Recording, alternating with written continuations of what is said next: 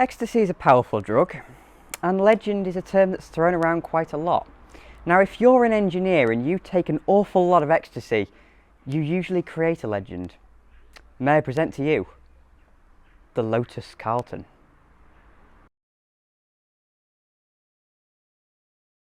"30 years ago, General Motors owned both Lotus and Opel. Lotus were in a strange position. They seemed to have a bit of money for once. GM had funded the development of the new Elan, and the Esprit had just been refreshed by Peter Stevens. At some stage there must have been a post-it note sent to someone at Lotus reading simply, 'Go nuts.' Their target was the quite good but also quite normal Vauxhall Carlton and Opel Omega.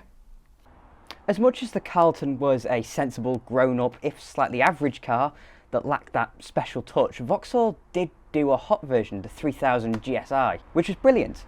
But again, it didn't quite have the spark. It's like your dad wearing 110s. He thinks he's cool, he probably is cooler than most other dads, but he's still your dad at the end of the day. The Lotus was quite the opposite. While there are a lot of quick saloons out there, none caused quite the outrage this one did. Born was a monster, widely condemned for its silly levels of performance, the fastest four-seater car in the world. One of these could easily outrun anything the British police had at the time, and judging by the condition of this one, it seems to have been involved in a few police chases during its life. Lotus do a heck of a lot of work tuning chassis and engines for other manufacturers, but very few cars actually carry the initials of Colin Chapman. The first two that immediately spring to mind are the Lotus Cortinas from the 60s, and although they were much spicier than the cars they were based on, nobody considered them to be genuinely dangerous. You know you've done something right when the Daily Mail condemn what you've made, and you know you've gone really mad when the police describe it as an outrageous invitation to speed, and there's a parliamentary debate on it. But even better still, when you laugh off the criticism and your creation becomes one of the most revered cars in history. Let's start on the surface and then dig our way through. The body. This is probably the only part that isn't truly mental. It's just much beefier than the Carlton your granddad drove. It's wider and lower, there's a body kit and enormous wheels. These aren't the originals, but you can see the width to them. The wing on the back, the vents on the bonnet. With the possible exception of that body kit, nothing screams supercar slayer. But that combination strikes a particular chord in us car enthusiasts.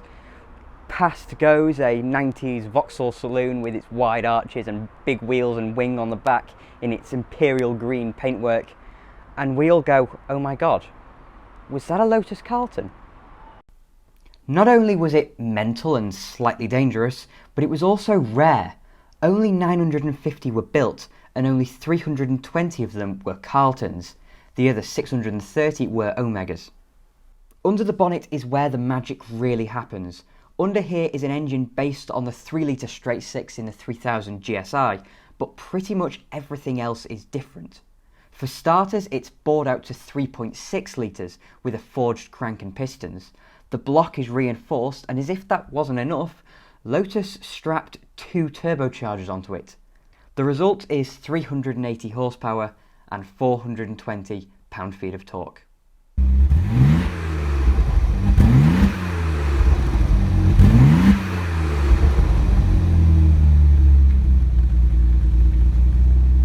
The next step is getting that power to the wheels, so they have a 6-speed gearbox, the same one as the C4 Corvette ZR1 I must add, and the limited slip differential from the top-spec VN Holden Commodore. The multi-link rear end has also been modified for the load, allowing 0 to 60 in 5.2 seconds, and an official top speed of 176 miles per hour. To get it back down from 176 was the job of the uprated brakes. The discs at the front are nearly 13 inches. You'll notice I said official. That's because there are a number of journalists that tested this car back in 1990 that reported speeds up to 186. It is brutal, it will knock you for 6 because as much as cars these days are quicker, this is from a time when 380 horsepower was the equivalent of a small bomb. it feels exactly like it is. A normal car with a monstrous engine. Even the Ferrari Testarossa couldn't hold a candle to it in a straight line. Only the all-new Lamborghini Diablo could. And to be fair, we are talking Vauxhall here. Well, that being said, you did have to fork out a little bit of money for it. £48,000, more than double a normal Carlton. And that's £110,000 in today's money. Now, before we go to the interior, I'd just like to talk about the boot space, because the Carlton, of course, as we all know, is a car that is the favourite of the Ram Raider. Well, the Ram Raider that's rich enough to be able to get their hands on one of them, or is clever enough to be able to steal one.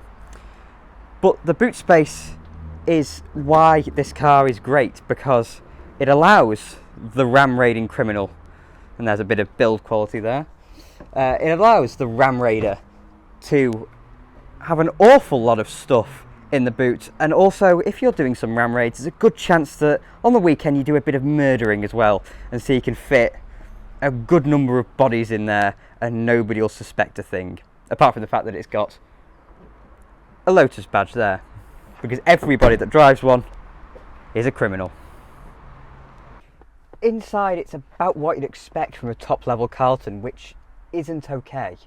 You get loads of equipment, but it's a £48,000 car, and it doesn't feel like it in here. As we're both looking at it now, it's pretty hideous with its badly laid out centre stack, with its buttons on it that really do not feel very nice at all. And then there's the black ruched leather with the grey suede door cards and the enormous amounts of wood veneer. But being the one sat in it, this is a big comfy Executive Express. It is super comfy. It feels like it will wallow. I have no idea, but it feels like a soft wallowy barge of a car, even if it is completely tasteless early 90s stuff. The steering wheel is, well, just a big slab of, that is leather, yes, that is proper leather. But it does have the little Lotus Carlton badge there, and just seeing the fact that it says Lotus Carlton makes it special. Everything else, again, is just normal Vauxhall though, so you have standard Vauxhall dials, just with a little Lotus badge in the corner, but also a speedometer that goes up to 180 miles per hour. That's not something you see on a normal Carlton. The stalks are the standard ones you see in all Vauxhalls, up to about the year 2000, maybe a little bit after. Indicators on the left, and then your flash and your main beam, and on the right you have your wipers, your intermittent first speed and second speed, and then your wash. They're the same stalks as I have in that Corsa C you would have seen a few weeks ago. Another thing different from a standard Carlton is the 6-speed gearbox here, which is a very industrial gear change. I'm not sure how to describe that. It is very much a notchy gear change, and you may just be able to see by the amount of pressure I'm having to put on the clutch pedal that this is a bit of a mismatch of stuff from all kinds of different cars. As I said, the gearbox is from the Corvette ZR1 of the era, the C4, and all the controls generally are a bit sneezed over the dashboard. So the heater controls are down here, but you also have your air conditioning control up here, your recirc, and then your line of switches along here.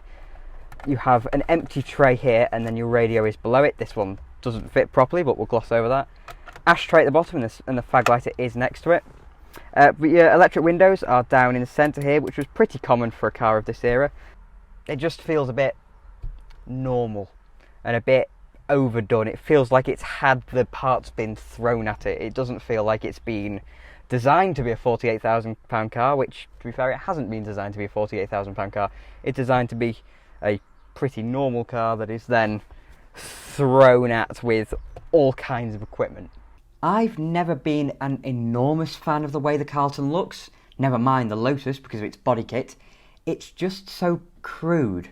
Compare it to how sleek an E34 M5 looks, and it just looks homemade. But I think that's the point. The way the power's delivered too makes it more of a big bruising muscle car than a sleek super saloon.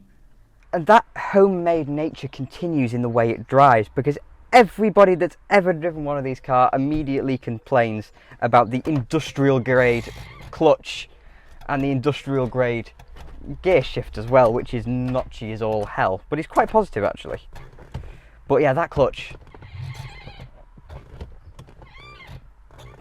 yeah, that's good for your legs. That's good for your legs. Now, there have been a lot of adjectives in this video, but it's hard to convey just how jaw-droppingly exciting, raw and insane that this car really is. And still is, without resorting to empty hyperbole.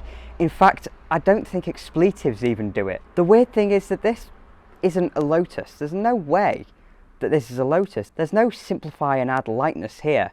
It's get high and add boost. The reputation this car has, not only for its speed, but the manner in which it produces it, showcases exactly why it's so special. Never again will we see a car as respectable as a Carlton transformed into such a special piece of machinery. So thank you very much for watching. If you enjoyed it, please click like and maybe subscribe as well, and I'll have another one coming along soon.